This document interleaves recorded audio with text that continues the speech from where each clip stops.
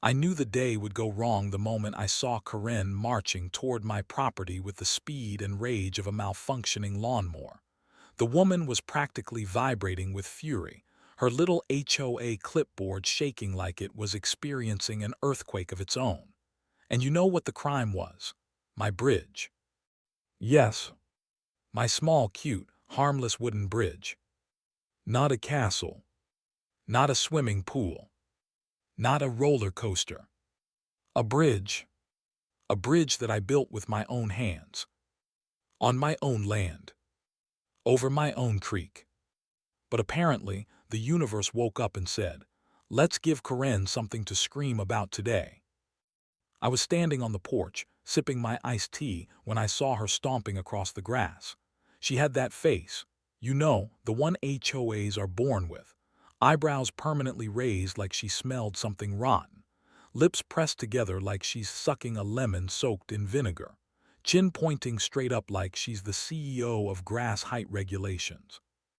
She stopped right in front of the bridge and jabbed her finger at it like it had committed a federal crime. What, she said, her voice 3 octaves higher than usual, is this? I blinked slowly. A bridge.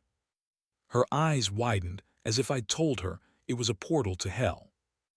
You cannot just build a structure without HOA approval, she screeched.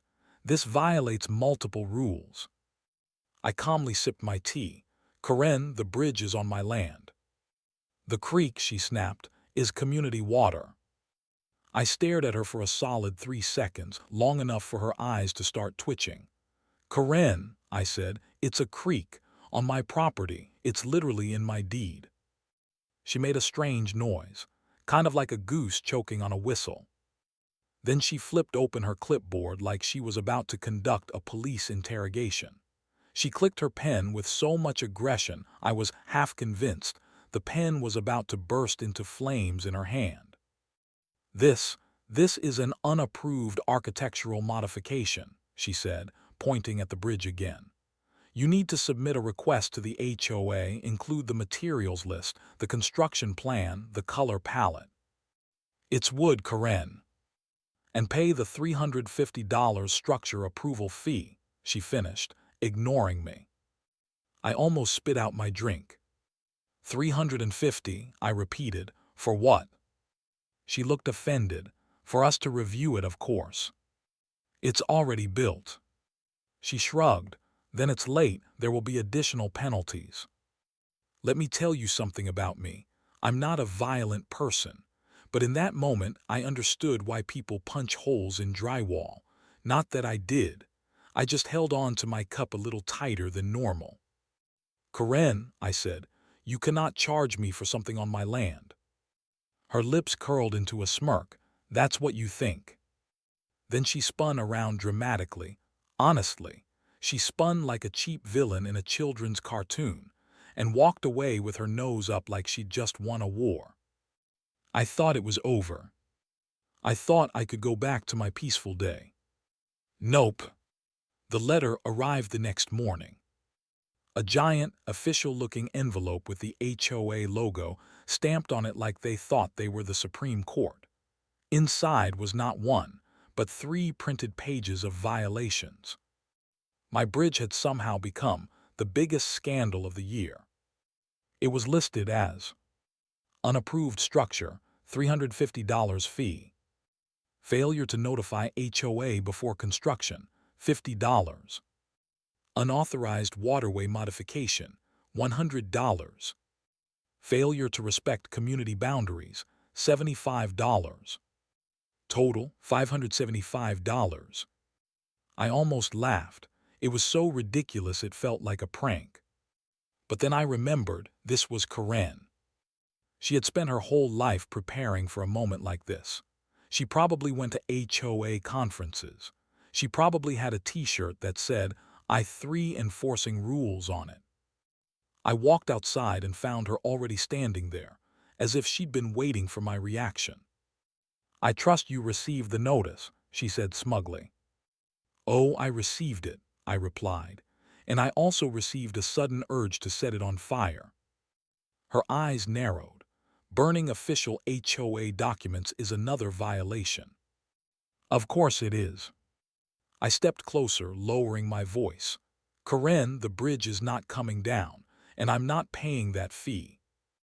Her left eye twitched. Then the HOA will take further action. I raised an eyebrow, such as. She lifted her chin. We can remove the structure ourselves and charge you for the labor. And that's when I snapped, not in anger, but in amusement. Because the idea of Karen and her little HOA squad coming onto my land with tools and trying to tear down a bridge, it was too funny. I leaned back and laughed. It made her furious. She looked like a pressure cooker ready to explode. "You think this is funny?" she barked. "Oh, absolutely. I assure you the HOA will win," she snapped. "We always win." "Yeah, sure. Let me paint a picture. This woman once tried to fine a neighbor because their garden gnome did not match the community aesthetic. This woman once called the cops because someone painted their mailbox a slightly different shade of beige. She lived for this stuff. But she had one fatal flaw. She assumed everyone else was stupid. That was going to cost her. The next day, something even more ridiculous happened. I woke up to the sound of voices outside, 3 voices to be exact. I stepped out and saw Karen with 2 other HOA board members. They had cameras, measuring tapes, clipboards. One of them was literally lying on the ground, taking photos from under the bridge like it was a crime scene. "What the hell are you doing?" I shouted. "Documenting violations," Karen said calmly, snapping photos with the intensity of a paparazzi photographing a celebrity meltdown. One HOA guy was holding a level tool upside down. The other was stretching a measuring tape that wasn't even touching the bridge. "What violation?" I asked. "All of them," Karen said. The guy on the ground suddenly yelled, "I found moss." He sounded proud, like he had discovered treasure. "Add that," Karen said. "Unapproved moss growth, $25." I stared at them. "You're fining me for moss." "Moss affects water flow," she said, like she was lecturing a child. "That is scientifically stupid." She gasped, "Are you insulting the HOA?" "Absolutely." She clutched her clipboard to her chest like I had thrown holy water at her. "We'll see what you say when the fines reach 4 digits, she snapped. I crossed my arms. "Go ahead, keep digging." That caught her off guard. She blinked. "What?" "Keep digging," I said. "Go look at everything, every inch. Take all the photos you want." She narrowed her eyes, trying to understand what I was planning. But the truth was, I wasn't planning anything yet. I just knew that her obsession would lead her straight into her own trap. She didn't realize it yet, but she had already made her biggest mistake. She had stepped onto my land. She had claimed things that weren't hers. She had assumed authority where she had none. And she had awakened a level of pettiness inside me that could power an entire city. Later that afternoon, I sat at my kitchen table with the HOA letter in one hand and my property papers in the other. And that's when it hit me. A thought so delicious, so perfect, so dangerously satisfying, I actually laughed out loud. Because if Karen wanted a war, oh, I was going to give her one.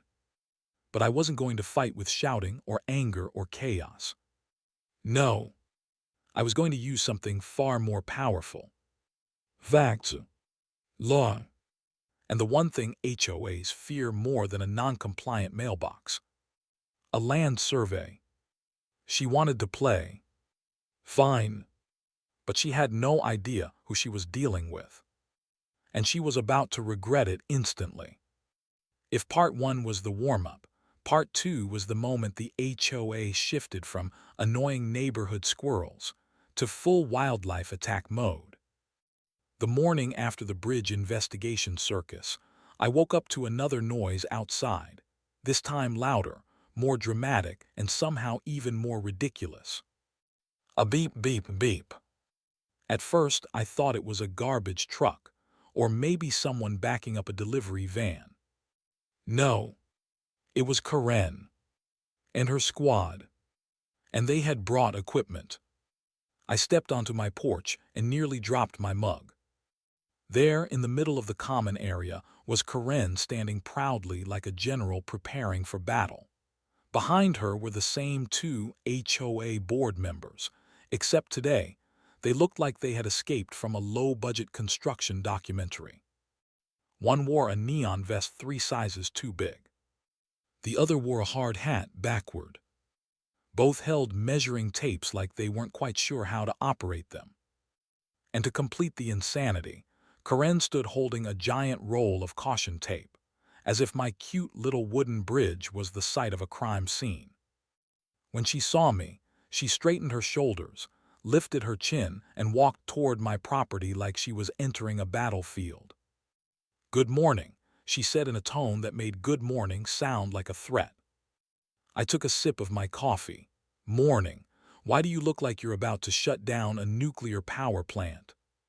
Her eyes narrowed. "This is an official inspection." "For a bridge." "For an unauthorized structure," she corrected sharply. "Oh right, the world-ending wooden bridge." She ignored me and motioned for her 2 sidekicks to follow. They approached the bridge with dramatic caution. One even tiptoed around it like it was a sleeping dragon. "Secure the area," Karen barked. One of them started placing caution tape around the bridge posts, except he wrapped himself in the tape twice and almost tripped. The other guy held a clipboard upside down while pretending to take notes on thin air. "What are you doing?" I asked him. "Recording structural anomalies," he muttered.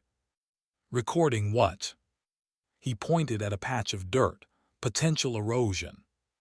It rained last night." He blinked. "Oh." Meanwhile, Karen knelt down beside the bridge, squinting like she discovered the lost city of Atlantis. She ran her fingers along the wood as if she was testing it for fingerprints. Then she gasped loudly. "Is this varnish?" she yelled, like she had caught me smuggling illegal substances. "Yes," I said slowly. "It's wood. I sealed it so it doesn't rot." She scribbled furiously into her clipboard. "Unapproved finish." "Karen, do you want the bridge to collapse?" "That is irrelevant." I almost laughed. "Of course it is." Then the man with the tape measure suddenly yelled. "I found a crack." Karen spun around. "Where?" He pointed dramatically at a hairline split in the wood. "That is a non-compliant fissure." Karen nodded. "Add it, possible hazard." "Hazard of what?" I asked. "A squirrel tripping." She shot me a glare. "Do not disrespect the HOA process." I took another sip. "Karen, your HOA process disrespects itself." Her mouth dropped open, and for a moment I thought she was going to throw her clipboard at me. Instead, she took a deep breath and continued writing. "This structure fails to meet community construction guidelines," she said loudly, clearly trying to sound official. "It's on my land." She ignored me. "This bridge is dangerously close to the community walking path. No one walks through here except squirrels." She ignored me again. "The HOA is allowed to enforce rules for the good of the neighborhood," she continued, reading from her clipboard as if it were the Constitution. I stepped closer. "Karen, I built a small footbridge. It sits over a creek on my private property. You have no authority here." She smiled, but it was the kind of smile villains have right before their evil plans fall apart. "We'll see." Her squad gathered around the bridge again. One guy laid flat on his stomach again. The other climbed a tree branch to take photos from above, nearly falling off twice. "Angle is wrong," Karen snapped at him. "We need proof of height variance." Height variance for a bridge. This was getting stupid. Peak stupid. And yet somehow, they managed to push the stupidity further. Karen turned toward me and said, "We will need to see your building permit." "My what?" Your building permit. For a small wooden bridge that I built myself. Yes, she said proudly, like she had just caught me in a major crime. There are no zoning requirements for small private bridges, I reminded her. She shrugged. We can still require HOA approval. I smiled slowly. Can you? Her expression twitched. And that's how I knew she wasn't as confident as she pretended to be. But she wasn't backing down either. We'll be sending an updated violation notice, she said. Expect additional fines. I didn't respond. I just stared at her, memorizing the smugness on her face, because soon she would choke on it. They stayed another 30 minutes, taking more pictures, arguing among themselves, trying to measure things they clearly didn't understand. By the time they left, the bridge looked like a crime scene from a bad detective show, wrapped in tape, covered in chalk markings, with tiny flags sticking out of the ground everywhere. It was hilarious, and infuriating, and deeply stupid. But their stupidity was about to accidentally do me a favor. Because when they left, I finally took a closer look at where they had placed their evidence markers. And that's when I saw it. A tiny orange flag stuck right beside a section of land I never paid attention to. It made me pause, made me look, made me think. And then I went inside and pulled out my deed again. Something wasn't adding up. Karen had been screaming about community water, boundary violations, shared spaces, and nonsense about the HOA's rights. But I'd bought this land years ago, and I remembered one strange detail from the original survey. So I grabbed a magnifying glass. Yes, I own one. Don't judge me, and studied the property lines again. A slow smile spread across my face. No way, I whispered, because I realized something Karen clearly never bothered to confirm. The land she was screaming about, the creek she claimed belonged to the community, the strip of grass she kept referring to as HOA land. All of it, every inch, was mine. But even that wasn't the best part. Not even close. Because as I traced the boundary lines from the creek toward Karen's yard, I saw it. Her fence. Her beautiful, expensive, ornamental fence, the one she bragged about during every HOA meeting, was not on her property. Oh no. It was 5 feet over the line. On mine. Oh, Karen. She had unleashed the beast. But she had built her castle on my land. This changed everything. I called the first licensed surveyor on Google. The conversation went like this. Hello, I need a full property boundary survey as soon as possible. Any particular reason? The man asked. Yes, I said, HOA warfare. He paused. I say no more, we get those calls a lot. I'm sure you do. He scheduled me for the next morning. And just like that, the stage was set. Karen thought she had me cornered. She thought her inspections and fines would break me. She thought she had the upper hand. But what she didn't know was this. She had built part of her fence, her little kingdom, her pride and joy on MY land. And I was about to use that fact like a nuclear weapon. I slept like a baby that night, while Karen probably stayed up writing new violations in her notebook. The next morning, the surveyor arrived.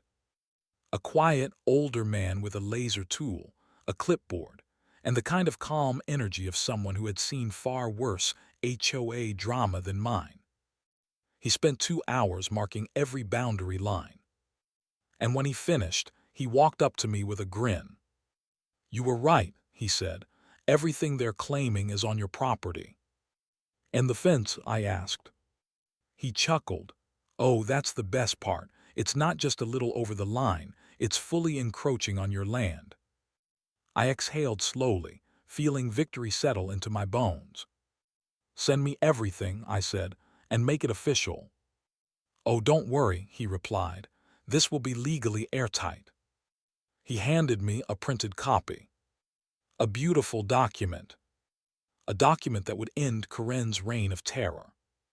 I looked at my bridge. Wrapped in caution tape. Marked with flags. Covered in chalk. Then I looked at the survey. And I whispered, checkmate. Because the HOA wanted a war. And they had just handed me the perfect weapon. I always believed that revenge tastes better when it cooks slowly. And after what the surveyor told me, I felt like a master chef preparing a Michelin star meal. Karen had served me chaos, but now I was about to serve her truth, and she was allergic to truth. I stood in my yard with the survey papers in my hands, reading every line carefully. The more I read, the wider my smile grew. It felt like sunlight breaking through a storm, a warm, glowing, satisfying feeling. Everything, the creek, the grass, the entire stretch she claimed belonged to the HOA, was legally and fully mine. But the best part, Karen's beautiful, expensive, decorative fence. The one she bragged about. The one she treated like a national monument. Was planted 5 feet inside my property. Not on the line. Not a few inches over. 5 whole feet. She had built her pride and joy completely on my land. And she had no idea. I felt a wave of excitement run through me. Not the normal kind. A special kind. The kind people feel when they find treasure or win a game or finally get to prove a bully wrong. This wasn't just a small win. This was nuclear-level victory. But I didn't rush. I didn't run to her house shouting. No. I wanted this to unfold slowly. I wanted Karen to feel her own trap closing in. So I took the papers inside and made copies. Neat, clean, perfect copies. Then I sat at my kitchen table with a cup of coffee and the sweetest smile on my face. That bridge she wanted to destroy. It wasn't coming down. Her fence, well, that was another story. I spent the rest of the morning preparing documents the same way her HOA loved sending me theirs. Formal, polite, painfully official, and dripping with passive-aggressive energy. By noon, I had drafted a letter titled, Notice of Unauthorized Structure, ENCROACHING, on Private Property. The same tone they used on me. I mirrored it exactly. I even added the line, Failure to remove the unauthorized structure may result in monetary penalties. Beautiful. Delicious. Poetic. But I wasn't sending it yet. No. This needed to be delivered when it would hurt most. And the universe must have been on my side, because just as I finished printing the letter, my phone pinged with a new email. From the HOA. Subject line. Second notice of violation, additional penalties. I laughed out loud. These people were unbelievable. I opened it, and wow, Karen had truly outdone herself. $100 for failure to comply with inspection procedures. $75 for unreported landscaping changes. $50 for refusing HOA access. $30 for disrespectful language toward board members. Oh, I loved that last one. I stared at the email and shook my head. Karen thought she was untouchable. But she had no idea that her whole world was built on my land. And I was about to let her know. Not slowly. Not gently. Instantly. The perfect moment arrives. Around 3 p.m. I heard voices outside. Loud ones, sharp ones. The HOA squad was back. I stepped onto my porch and saw them marching across my yard like they were leading an expedition in some reality TV show. Karen was in front, waving her clipboard like a sword.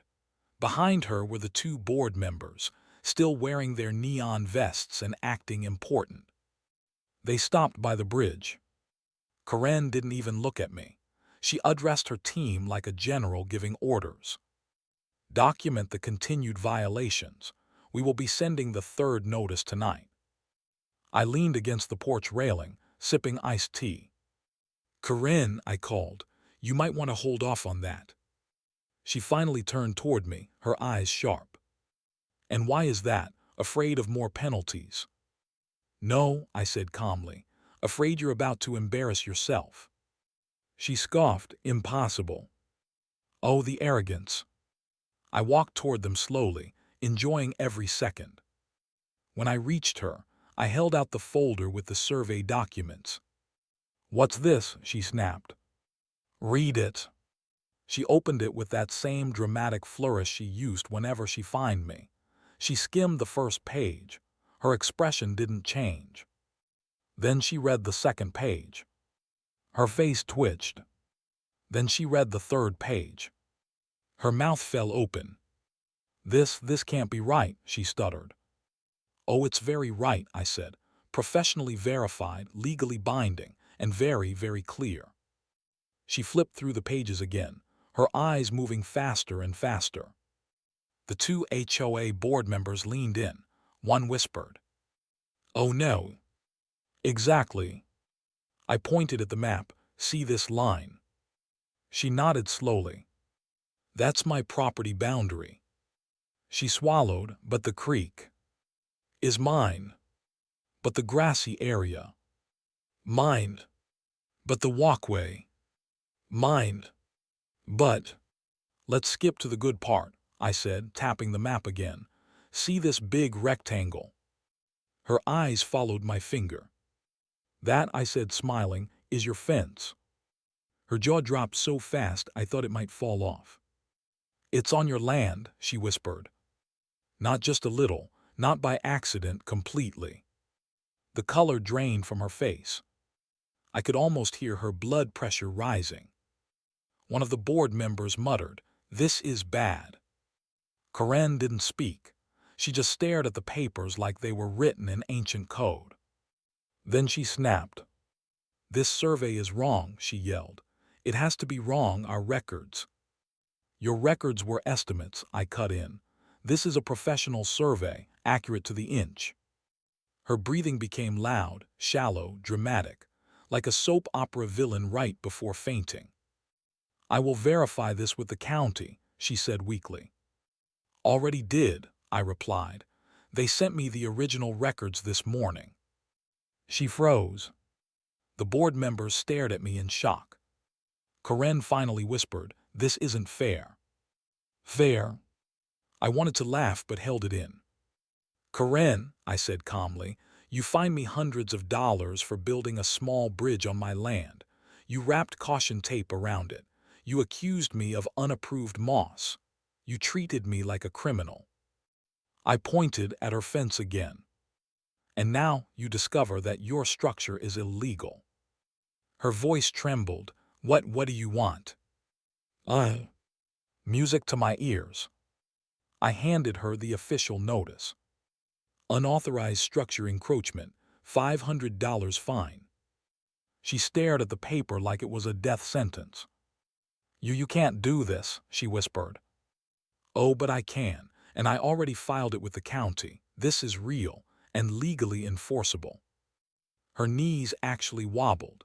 I swear she would have fallen if one of the board members hadn't steadied her. "How long," one board member asked quietly, "do we have to fix this?" 30 days, I said. "Same amount of time your HOA gives everyone else." Karen shook her head violently. No, this isn't how it works." I stepped closer. "It works exactly like this." She looked down at the papers again, her hands trembling. "You said you always win," I reminded her softly. "Well, not today." I turned around and walked back to my porch, calm, slow, confident. Behind me, I heard panic. Whispers. Arguing. The sound of someone tearing paper. Someone else saying, "Karen, this is serious." It was glorious. Later that evening, I sat on my porch again, enjoying the quiet. No HOA squad, no measuring tapes, No caution tape circus. The bridge looked peaceful again. Then I heard a soft knock on my door. I opened it to find the two HOA board members, without Karen. They held their hats in their hands like they were in a Western movie, about to apologize to the sheriff. "Can we talk?" one asked. "Sure." They stepped inside nervously. "We just wanted to say we didn't know," the older one said. "We trusted Karen's information." "I understand," I said, "but that doesn't change the fact that she created a mess." The younger one nodded. "We're scared. Legally, this puts the entire HOA at risk. If her fence is violating land boundaries, we could face fines, lawsuits." I shrugged. "Not my problem, but you'll need to fix it." They exchanged looks. "Is there any chance," the older one said carefully, "you'd consider negotiating, lowering the fine, giving us more time?" I leaned back in my chair and thought about it. And then I smiled. "Actually," I said, "I have a proposal." Their eyes widened. "What if," I continued, "I give you a chance to make this right peacefully?" The younger one nodded eagerly. "Yes, yes, that would help us a lot." "But only," I said, raising my hand, "if the HOA withdraws every single fine you issued me." "Done," they said instantly. "And apologizes." They hesitated. "Karen will never." "I didn't say Karen," I replied with a grin. "I said the HOA." They nodded again. "That's fair." They left with relief written all over their faces. Karen wasn't there. She hadn't said a word, which made the victory feel even sweeter. Because she wasn't just losing a battle. She was losing control. And she knew it. The war wasn't over. But the power had shifted. And now, it was my turn. The next morning felt different. The air was calm, quiet, peaceful, as if the universe itself was waiting to watch what I'd do next. I walked outside with my coffee, looked at my bridge, then at Karen's fancy fence, standing proudly 5 feet inside my land. It looked different now. Not like a fence. More like a trophy. A trophy that I never asked for, but one I planned to use. I sat on the porch steps and unfolded the unauthorized structure encroachment. Notice I had written for Karen. The edges were crisp, the text clean and sharp, every line dripping with the same tone her HOA letters used against me. There was something satisfying about using her weapon against her. And I was going to deliver it personally. At exactly 10 a.m. I headed toward her house. Not too early, because Karen was not a morning person, and not too late, because then she couldn't claim I was harassing her. I wanted her wide awake and fully aware when the truth smacked her in the face. I reached her front door and knocked. 3 times. Sharp, clear, confident. A moment later, the door swung open, and there she was. Hair messy, eyes tired, still in her robe, holding a cup of herbal tea like she had spent the whole night crying into it. "Perfect." "What do you want?" she snapped weakly. "Oh, nothing too big," I said cheerfully. "Just this." I held out the envelope. She hesitated before taking it, probably thinking I was handing her another survey. But when she saw the title, "Official Notice, Structure Encroachment," her face froze. "I'm sorry," she whispered, blinking fast as if she misread it. "What is this?" "A formal violation," I said, "for your fence." She looked down at the paper again. But that's MY fence." "On MY land," I reminded her. Her jaw clenched. "You can't do this." "I can," I said calmly, and I did. Her breathing got louder, sharper. "You're taking this too far." "No," I said, leaning in just a little. "I'm matching your energy." Her face turned red. "I'm going to talk to the board." "Great idea," I said, "because they already know." "What?" she whispered. "They came to my house last night. We had a very productive conversation." Her eyes widened. They came to you without me. Seems like they're tired of the mess you've created." She swallowed hard and stepped aside like she needed something to hold onto. "You are ruining everything," she muttered under her breath. "I built a small bridge," I said. "You ruined everything." She didn't respond. She just clutched the letter like it was about to explode, then closed the door slowly, so slowly that I could almost hear her pride cracking inside. I walked back home feeling lighter, energized. Revenge, when served with precision, was a beautiful thing. The HOA panics. 2 hours later, I heard the sound of feet rushing across the street. I looked out my window. The HOA board members were jogging, not walking, jogging toward Karen's house, carrying folders and laptops like they were emergency responders. I stepped onto my porch, sat down and watched the show. From her window, I could see Karen packing, shaking her head, pointing at the notice. The board members looked nervous, talking over one another. One of them kept repeating something that sounded like, "If county records confirm it, we're responsible. This is really bad." Karen waved her arms in the air dramatically. At one point, she even sat on the floor, breathing heavily into her hands. It honestly looked like she was having an existential crisis over a fence. But that wasn't the best part. The best part was when they all walked out onto the lawn, right to the edge of the fence, and I heard Karen shout, "There is no way it's on their land." The oldest board member pointed to the ground, where the surveyor flag still stood. "These aren't guesses," he said loudly. "These are legal markers." "It's wrong," Karen screamed. "You already said that 5 times, he replied, rubbing his temples. The younger member tried to calm her down. "Look, Karen, maybe we can fix this peacefully." "Fix what peacefully?" she shouted. "He is threatening me." I raised my hand from the porch and waved politely. She glared at me like I was the villain in her life story. "He is doing this on purpose," she yelled. "He wants to humiliate me." I leaned back. "Not everything is about you, Karen." She pointed at me aggressively. See, he's attacking me." The older board member turned to me. "Look, can we talk privately?" I got up, walked over and crossed my arms. "Sure, let's talk." He sighed. "We reviewed the survey, it's legitimate. Karen's fence is definitely on your land." Karen stomped her foot. "I don't accept that." "That's not how property boundaries work," I said calmly.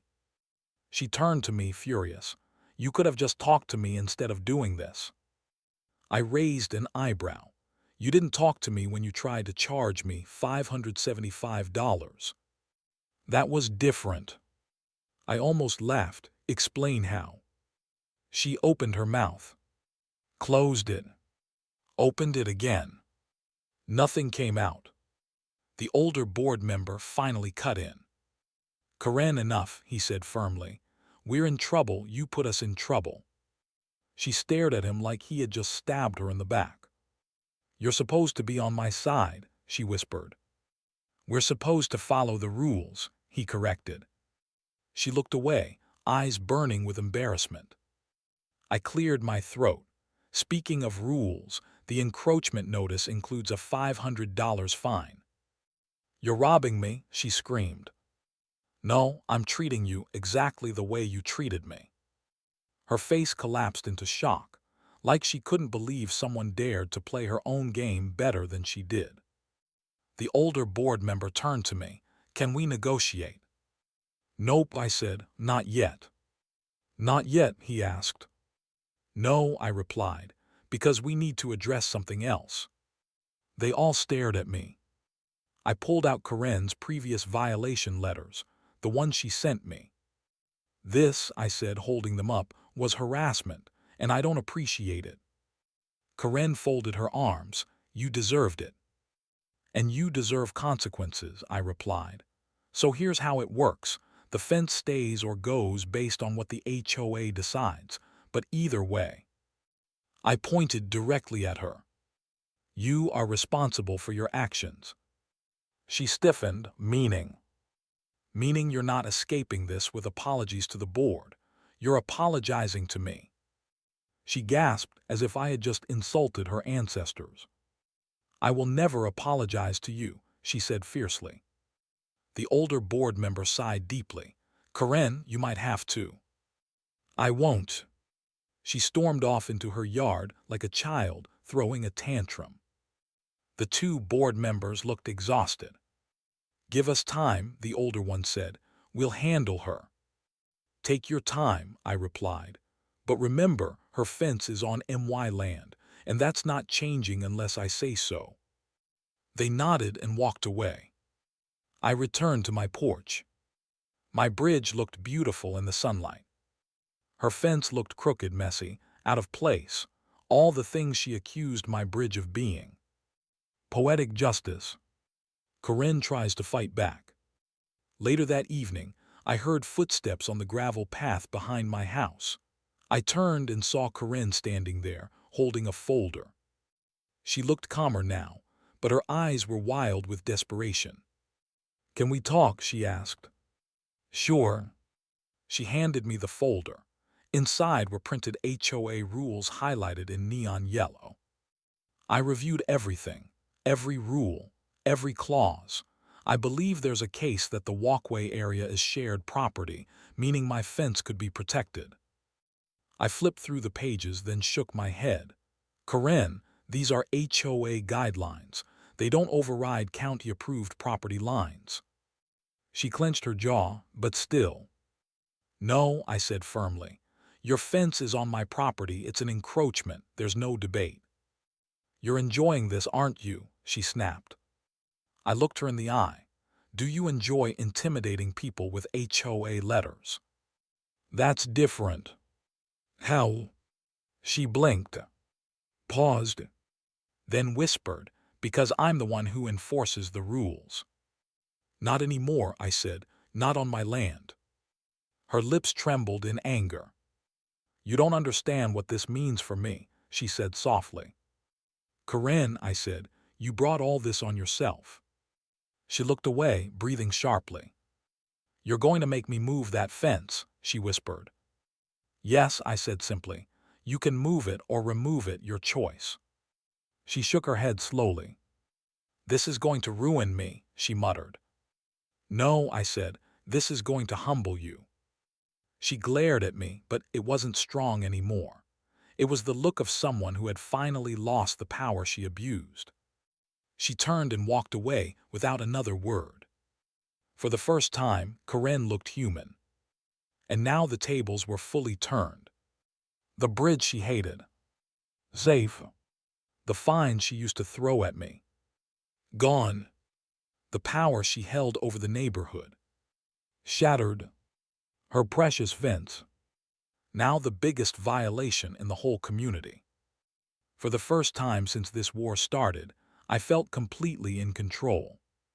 And the best part, I wasn't done yet. If you think Karen was dramatic before, trust me, you haven't seen anything yet. Part 5 was the moment she stopped being an HOA nuisance and turned into a full-blown natural disaster. A tornado in human form. A meltdown powerful enough to power a small city. And it all started with one simple thing. The board finally admitted I was right.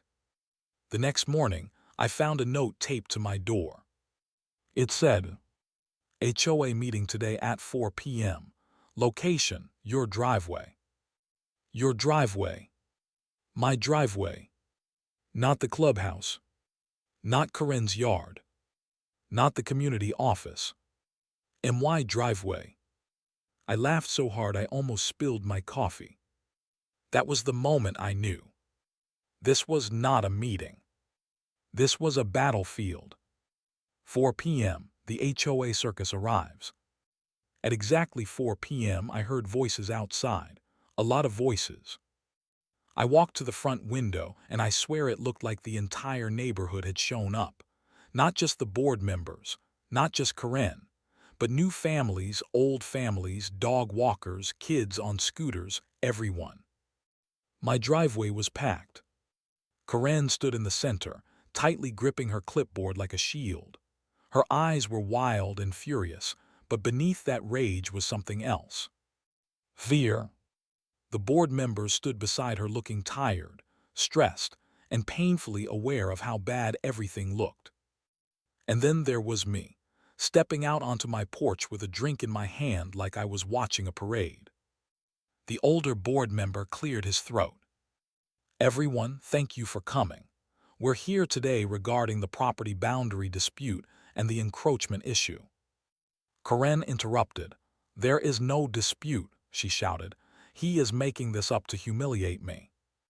A few neighbors whispered. Someone muttered, I'm pretty sure the survey was real. Karen spun around. WHO said that. The crowd went quiet. I stepped forward calmly. Karen, we all know the survey is real. She pointed at me like she was a prosecutor. You forged it. I blinked. A licensed county surveyor forged a legal document just to upset you. Yes, she screamed. The younger board member rubbed his forehead like he was questioning his entire life. Karen, he said slowly, the county confirmed the survey. The fence is definitely on his property. Karen sucked in a sharp breath, then moved the property. A neighbor laughed so hard he snorted. You can't move property, someone else whispered. Karen spun again. Why not just shift the line? It's just a line on paper. I covered my mouth to keep myself from laughing too hard. The older board member put his hands out, trying to calm her. Karen, the county line is permanent. It cannot be changed. It can, she screamed, if you try harder. Oh God. She was losing it. The HOA tries to save face. The older board member gestured for everyone's attention. We would like to make it official, he said loudly. The HOA withdraws all fines against. Karen slapped his arm. Don't you dare. He ignored her. Withdraws all fines against him and his property. The crowd murmured. Some clapped quietly. Karen looked betrayed. You're abandoning me. No, he said. You abandoned Raisin. I smirked. That one hurt her soul. And, he continued, we will be cooperating with the property owner in correcting the encroachment violation. Karen's face twisted. You mean I have to take down my fence? Or move it, he said gently. But yes, it must be removed from his land. Karen let out a gasp that could be heard 4 houses away. You're all dead to me, she shouted at the board. You don't get to fire the HOA, someone whispered from the crowd. Karen shrieked, watch me. I stepped forward. Karen, I haven't even given you the final update yet. Her head snapped toward me like an owl hunting prey. What update? I took out another envelope. She flinched like it was a weapon. What is that? She asked sharply. An updated fine, I said, because your encroachment has continued for over 24 hours. One neighbor whispered, he's using her own rules on her. Another said, God, that's beautiful. Karen shook her head violently. No, no, no, you cannot find me. I am the HOA. You were, I corrected. Her lips trembled. You're doing this to make me suffer, she whispered dramatically. No, I said calmly. I'm doing this to make things fair. That word hit her like a punch. Fair. HOA Karens don't believe in fair. Fair is the enemy. She let out a broken sound, half scream, half cry. Karen goes nuclear. Suddenly, she climbed onto my decorative garden rock and raised her clipboard in the air like she was leading a rebellion. Listen up, she screamed at the neighbors. This man is dangerous. He is trying to destroy our community. Someone shouted, he literally built a bridge, Karen. That bridge is not safe, she yelled. It is a threat to our children. I laughed. Karen, no child has ever been near my bridge. They're too busy avoiding you. Gasps spread through the crowd. Karen's face turned purple. You, insulted me in front of everyone. Just returning the favor, I said. You have no right, she screamed. I am the law here. No, I said, you're the problem. That broke her. Completely. She let out a scream so high-pitched, even the birds flew away. Then, and I swear I'm not exaggerating, she threw her clipboard at the ground, stomped on it like she was killing a spider, ripped out a handful of her own hair and shouted, I quit. The neighborhood went silent. The older board member blinked. Quit what? Everything, she screamed. I quit the board, I quit the community, I quit life. She tried to storm off dramatically, but caught her robe in a bush and fell into the decorative rocks. The crowd winced. One neighbor whispered, should we help her? Another replied, nah, she fined me $50 for having garden lights, let her sit there. She scrambled up, covered in leaves, and stomped away like a cartoon villain. After the storm, the board, the neighbors, and I watched her walk back to her house, slam the door, then draw the curtains violently. Silence. Then the younger board member sighed. Well, that was something. The older one nodded. She needs a break, a long break. Another neighbor added, a break from herself. Everyone laughed nervously. Then the older board member turned to me. All right, he said, let's make this official. We're issuing a formal apology from the HOA. And a written one, I said. He nodded, of course, you'll get it by tomorrow morning. And the fence, I asked. We'll take care of it, he said. We just need time to arrange removal. 30 days, I reminded him. That's the rule. We'll make sure it's done. I nodded and stepped back, letting the board talk among themselves. The neighbors came over to pat me on the back. Good job, one said. You handled that like a pro. That was wild, another added. Better than TV. I smiled politely, but inside I felt a deep sense of satisfaction. For weeks, Karen treated me like garbage. She fined me, threatened me, embarrassed me, and tried to control everything on my land. But now she was the one trapped, the one embarrassed, the one facing consequences. The crowd eventually left. The board walked away, and the neighborhood returned to calm. I sat on my porch again. The sky was warm and pink. The air smelled like fresh grass. My bridge looked quiet and strong. And Karen's fence, still standing, still on my land, but no longer untouchable. It was a symbol now. A symbol of how power shifts, how bullies fall, how truth beats ego. Part 5 ended with Karen's meltdown echoing through the neighborhood. Part 6 would be the moment where everything finally flipped completely. She wouldn't just lose. She would pay.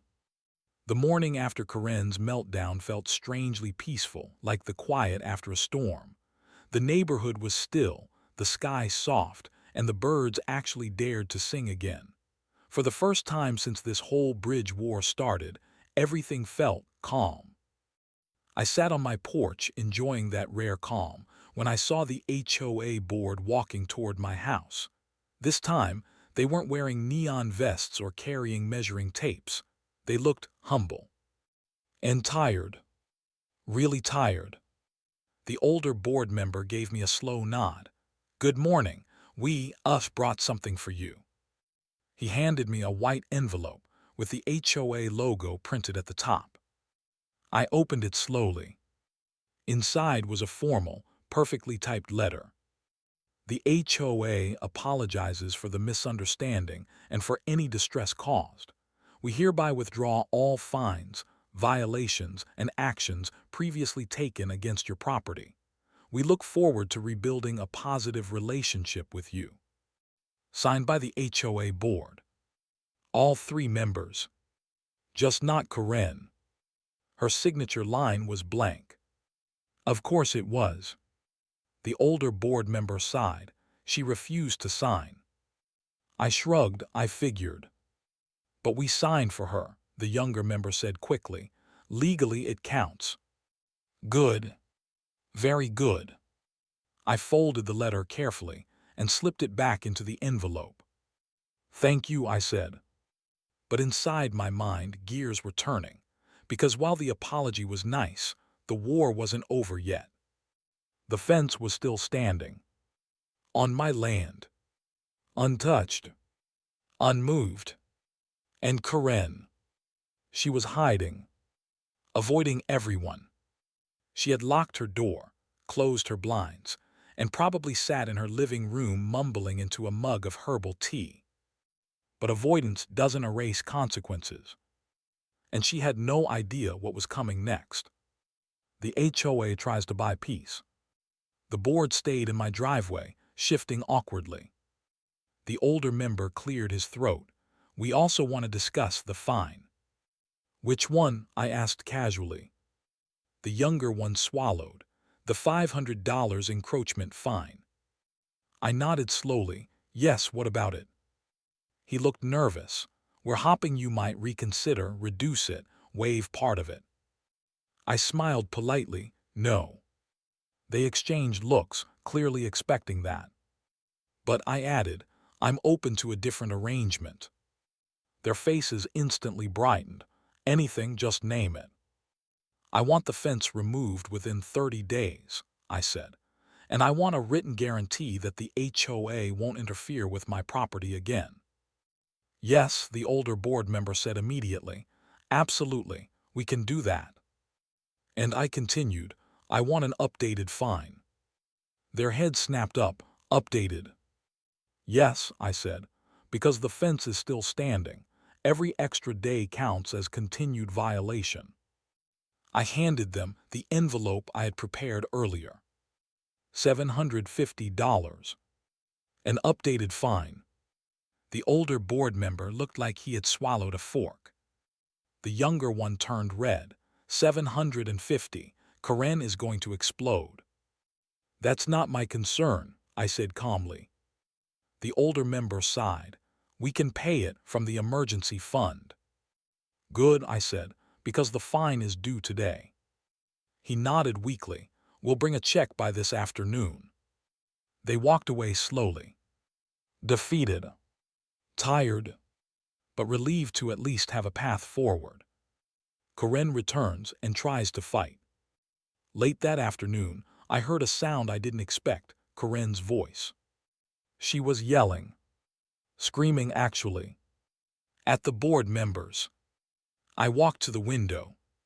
There she was. Red-faced. Hair messy. Packing like a caged tiger. Holding the $750 notice in one trembling hand. You paid HIM, she shrieked. The older board member sighed. Yes. With our money, she screamed louder. With the HOA emergency fund, he replied. You left us no choice. Karen stomped. I did not authorize that. We didn't ask for your authorization, the younger member said. You quit. Those words hit her harder than any insult. Karen froze. Then whispered, I didn't mean it. The older board member shook his head. Karen, your behavior has caused more problems than we can fix. You're betraying me, she whispered. No, he said calmly. We're protecting the community, and right now we need to protect it from you. Karen let out a trembling breath. This is a nightmare. Her eyes darted toward my house. She spotted me through the window. Her face twisted. Oh, you're loving this, aren't you? She yelled at me. I stepped outside slowly. I'm loving fairness, I said, something you denied everyone else. She shook her head violently. You think you won, don't you? I didn't think, I said. I knew. She clenched her fists. I will get my fence back. I will reclaim that land. You can try, I said, but the county survey won't change. You forged it. I sighed. Karen, the county mailed me the documents themselves. LARS, she screamed. The younger board member whispered to the older one, "Should we intervene?" "No," he replied. "Let her burn herself out." Karen stomped toward me. "You do deserve this land," she hissed. "But I have it," I said simply, "and the law says it's mine." She flinched like I slapped her. Her voice cracked. "You ruined me." "No," I said, "your ego ruined you." She let out a shaky cry and stormed back to her house, slamming the door so hard the windows shook. The fence comes down. 2 days later, early in the morning, a truck arrived. A professional removal crew. They had tools. They had uniforms. They had paperwork. And they had one simple job: remove Karen's fence. I stood on my porch with coffee in hand, watching as they measured, lifted, dug, cut, and loaded the pieces into the truck. The workers were polite and efficient. Neighbors stepped out of their homes and watched quietly. Some smiled. Some whispered. Some laughed under their breath. Karen. She didn't come outside, but her blinds twitched every 30 seconds. She was watching. She saw every panel lifted off, every post dug out, every piece carried away, her pride and joy disappearing, piece by piece. By noon, the fence was gone. Just empty soil remained. I walked down toward the crew chief. "Thank you," I said. He nodded. HOA covered the bill. Good. Then I turned toward Karen's window. The blind snapped shut instantly. Of course. The HOA apology meeting. Later that afternoon, the HOA called another meeting, this time in the clubhouse, where they usually met before Karen took over everything. They invited me personally. When I walked in, every seat was taken. The board sat at the front, papers neatly stacked, ready for a formal session. Karen wasn't there. Good. The older board member stood up. "We would like to officially apologize," he said, "for everything, for the stress, the confusion, the disrespect. What happened should never have happened." I stayed quiet. He continued, "We also want to thank you for handling this situation with patience and dignity." I almost choked. Dignity. Me. I had been sarcastic, annoyed, petty, and downright gleeful during half of this drama. But hey, if they wanted to rewrite history in my favor, I wasn't stopping them. They presented me with a printed certificate. Yes, a certificate. It said, "In recognition of your cooperation and patience during recent events." I tried not to laugh. Then they gave me something else. A waiver signed by the entire board stating, "The HOA acknowledges that my bridge is fully approved. The HOA acknowledges they have zero authority over my creek. The HOA is forbidden from issuing future fines without verified cause. The HOA apologizes for past mistakes. The HOA will cover all costs related to Karen's fence removal." It was the most beautiful document I had ever received. I signed it happily. The board members shook my hand. Neighbors clapped. The meeting ended. I walked out feeling light, free, and more powerful than ever. Later that night, as I sat on my porch watching the sunset, I noticed something at the corner of my yard. A small sign, freshly drilled into the ground. At first I panicked. Did Karen sneak out to start more drama? But when I walked closer, I laughed. The HOA board had placed a brand new sign next to my bridge. Approved BYHOA after they paid HIM. I laughed louder than I had in months. The neighbors who walked by laughed too. Even a jogger stopped to take a photo. Karen was watching from her window. I saw the curtain move. She didn't come out. She didn't yell. She didn't argue. She just watched, quiet, defeated, finally humbled, and for the first time, she stayed silent. The morning after the fence came down felt like waking up in a new world. My yard looked wider, cleaner, brighter, almost like removing Karen's fence also removed her energy from the whole area. The sunlight hit the creek differently. The wind sounded softer. Even the grass looked happier. Peace. Real peace. Something I hadn't felt since the day I built that small wooden bridge. I walked outside with my coffee and admired the new emptiness where her fence once sat. For a moment, I imagined Karen staring at that bare spot from her window, holding her mug of herbal tea with trembling hands. It must have burned her soul. And honestly, it felt deserved.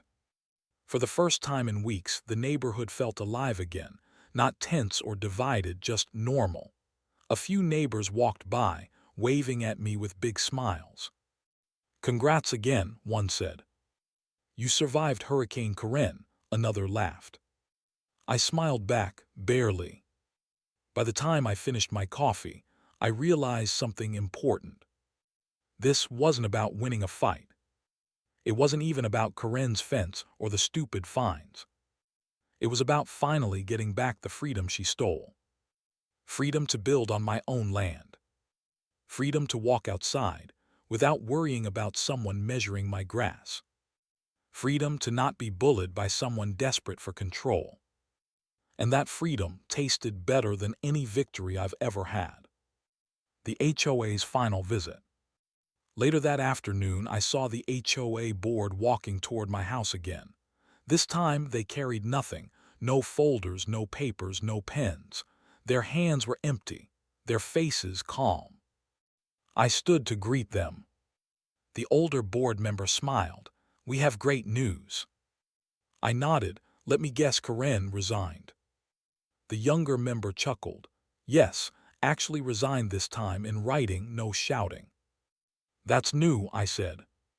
She also returned her HOA badge, her clipboard, and her inspection binder. "Wait, she had a badge?" I asked. "Oh yes," the older one said. "She made it herself, said it made her look official." I rubbed my forehead. That explained a lot. The older member continued. "We just wanted to close this chapter formally. The fence is gone, the fines have been paid, and your waiver is now in our official records." "Good," I said. "I appreciate it." "We also voted," he added, "to change some HOA rules." I raised an eyebrow. "Really?" "Yes. After what happened, we realized some of the rules were too vague, too easy to abuse. Especially by certain people," the younger one muttered. "So," the older one continued, "we're adding new protections for homeowners. Clearer boundaries, clearer processes, and no board member can act alone anymore." I nodded slowly. "That's actually smart." He smiled. "Thank you." Then he reached into his pocket and handed me a small envelope. "What's this?" I asked. "A token of appreciation," he said, "from the HOA." Inside was a gift card. A really big gift card. "For what?" I laughed. "For your patience," he said, "and for not burning the neighborhood down." I smirked. "I thought about it." "I'm sure you did." The board members shook my hand and walked away calmly. No tension, no drama. Finally normal. Karen's last move. I thought the story was done. I thought Karen had finally surrendered to reality, accepted responsibility, and disappeared into her house forever. But I should have known better. She wasn't finished. Just before sunset, I saw her step outside. She looked different. Not angry. Not screaming. Just tired. Older. Smaller. She walked slowly toward me, holding something in her hand. For a moment I prepared for another fight, another rant, or another accusation. But when she reached my porch, she stopped a few feet away and stared at the ground. I came to talk, she said quietly. That was new. I crossed my arms. Go ahead. She took a deep breath. I'm not good at apologizing. I've noticed. She winced. I know I deserve that. I didn't say anything. She looked up at me with eyes that weren't harsh anymore. Not sharp, just human. I made a fool of myself, she said softly. Everyone saw it. Everyone's talking about it. I've never felt so embarrassed. I sighed. Karen, all of this started because you didn't respect my property. I know, she whispered, and I'm sorry. The words came out shaky but real. Genuine. And somehow, surprisingly painful for her to say. I thought being strict meant being strong, she continued. I thought enforcing rules made me important, but I went too far. I lost control. That's an understatement, I said. She nodded. Yes, it is. She took a small envelope from her pocket and handed it to me. My personal apology, she said, in writing. I didn't open it yet. Just held it.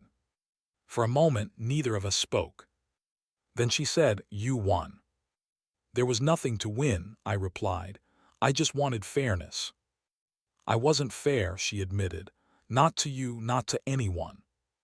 No, I said honestly, you were. She looked like she might cry, but she held it in. I'm stepping away from the HOA completely, she said. Maybe forever. I need to work on myself. I nodded. That's good. She turned to leave, but stopped after a few steps. Your bridge is beautiful, she said quietly. I blinked. Karen. Complimenting my bridge. If lightning had struck the ground right then, I wouldn't have been surprised. She walked away without another word. No screaming. No insults. No drama. Just silence. And for the first time, I realized something important. This wasn't just about a fence or a creek or a bridge. It was about someone who didn't know how to control her own fear. Fear of losing power. Fear of losing control.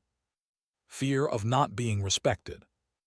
And maybe, just maybe, losing this battle forced her to face those fears. Maybe it humbled her. Maybe it softened her. Maybe it changed her. I didn't know. But I knew one thing. The war was over. For good. A new symbol. As the sun went down, I walked toward my bridge. It glowed softly in the evening light, reflecting the sky on the creek's calm surface. I touched the wooden railing, remembering every moment I built it, the careful steps, the sweat, the effort, the pride. It wasn't just a bridge now. It was a symbol of standing up for yourself, a symbol of pushing back when pushed, a symbol of not letting people walk over you, literally or figuratively. And then I saw it again. The sign the HOA installed next to it. Approved BYHOA after they paid HIM. I couldn't help but laugh. It was perfect, simple, true, and a reminder of everything I fought for. That sign wasn't just for me. It was for the whole neighborhood. A reminder that bullies lose when someone finally stands up. A reminder that fairness matters. Boundaries matter. Respect matters. And that no one, absolutely no one, is above the truth. Final words. As darkness settled over the neighborhood, I sat on my porch one last time and looked across the peaceful houses. The war was over. Justice was served. Peace had returned. Not because someone in power allowed it, but because I fought for it. And if there's anything I learned through this wild, ridiculous, dramatic battle, it's this. Never let anyone scare you into silence. Never let anyone steal your peace. Never let anyone convince you that you don't deserve respect. When someone tries to bully you, stand tall, stand strong, stand firm. Because when you fight for what's yours, calmly, clearly, and firmly. "You win every time." And as I took one last sip of my drink, watching my bridge glow under the evening sky, I whispered, "It's good to be free."